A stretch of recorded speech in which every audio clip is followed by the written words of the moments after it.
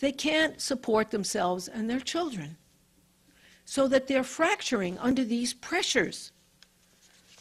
So that, now let's get back to childcare. You have a child. That's the best predictor of poverty in the United States, having a child. You have a child. Prices for full-time daycare range on, the average is between $4,000 and $8,000 a year for low-income childcare. For high-income childcare, it's $25,000 to $50,000 a year. It's the price of a tuition at a prestigious college. I have a friend who's a lawyer in San Francisco, and because she has 2 children in the same daycare, she has, which is an excellent daycare in San Francisco, her bill is $43,000 a year, which she thinks of as quite a bargain because she has 2 children there and is a person of color, so they give her a break. Great. So now imagine this where the parents are unemployed, because we have to imagine every hour between 700 and 800 people in the United States are laid off. Every week, 120,000 jobs are lost. So that, and none of the things they're doing are going to change it. Helping the banks, who are not going to be able to lend to anybody because no fool is going to start a new business now, and if they would, they wouldn't be creditworthy. So that they're enriching themselves, but it's not going to help. Massive job loss. Already, according to their statistics, between 17% and 18% of Americans are unemployed. During the Great Depression, 25% were unemployed. We're getting there.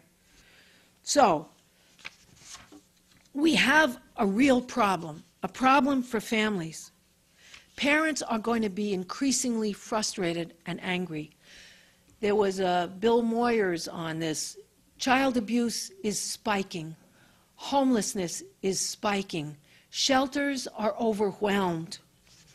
Opportunities for safe, quality child care are going. Parents don't have the money. There are over 1 million 5-year-olds who are left alone at home because their mothers or parents have to work and they can't afford child care. So what are they doing, these children? Well, one thing they're doing is sitting home alone because it's dangerous to go out, playing their Game Boys or video games or watching television, which is why 1 in 9 American children are obese. They're sitting there, they're preparing their own food, which is junk food, and they're watching television. And obesity is not only physically unappealing, it leads to endocrine difficulties, heart difficulties. There's a higher and higher incidence of child diabetes because they're eating junk with sugar and fat. And they're doing that when their mothers come home, too, because their mothers have to do the shopping, the cooking, the cleaning, getting everything ready and preparing themselves for work the next day, as well as the emotional work that they're trying to do to make their families survive. And what's happening to men, I'll get back to your point. What's happening to men in this is that they are increasingly emasculated by the culture. They can no longer support their wives and children. 4 out of the 5 jobs that have been lost since 2007, according to the Bureau of Labor Statistics, are the higher paid jobs, male jobs. So men are being thrown out of work about 80 times more frequently than women. What this has meant is a level of desperation in males. And what happens with that desperation? Americans are not doing what their Greek counterparts have done, demonstrating and bringing down their government. They haven't done what is destabilizing the governments of Latvia, the Czech Republic, or what's the other one, Hungary. They're not there screaming and demanding jobs. What they're doing is increasingly being desperate, and 72 people have been killed in 1 month by men. Most of them because their wives are leaving them and they're angry. The second most frequent motivation is losing a job. Can you imagine if Al-Qaeda had killed 72 Americans in a month? They'd have $1 billion on this problem. But it's 72, many killing all their children and their wives.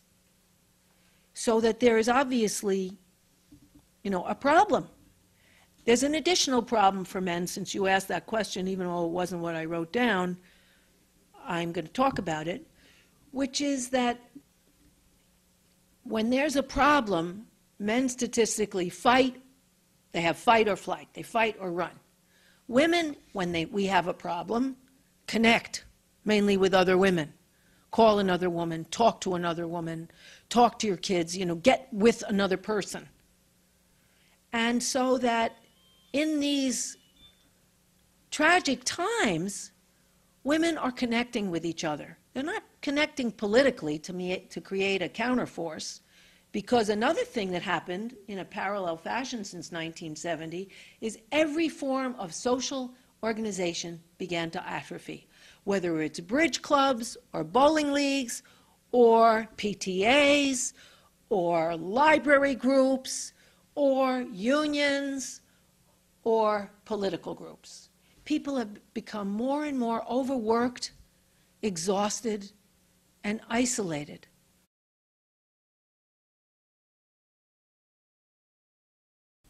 When talking about Iran, there has to be a balance between criticizing the utter hypocrisy of the U.S. Congress as it gives moral lessons to Iran, while at the same time funding and encouraging far worse abuses by Israeli generals. And on the other hand, we want to support the Iranian people who are sick of decades of religious dictatorship and a basic lack of worker rights. One website that does it both, that has the balance, is HOPI. You can go to it by going to our site, thestruggle.org, and you'll get a direct link.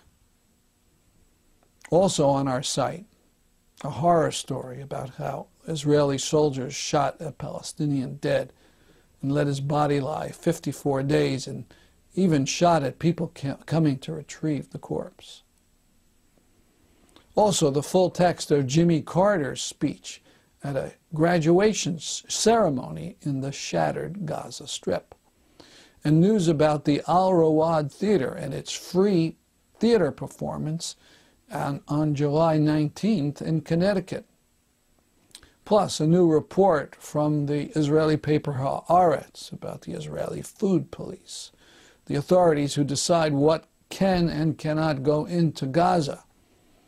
You probably don't know, but pasta, spaghetti, was not allowed into the Gaza Strip until Senator Kerry personally complained. Now, chocolate, apricots, plums, grapes, they are deemed a luxury that no Gazan may be allowed to enjoy. For full details, go to our site.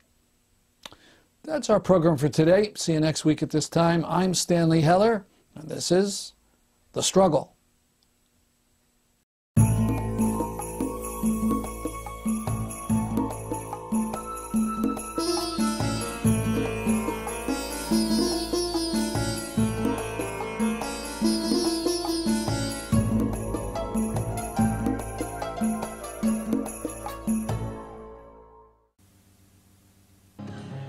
We've got a situation and it calls for a solution that upholds our domination of the planet.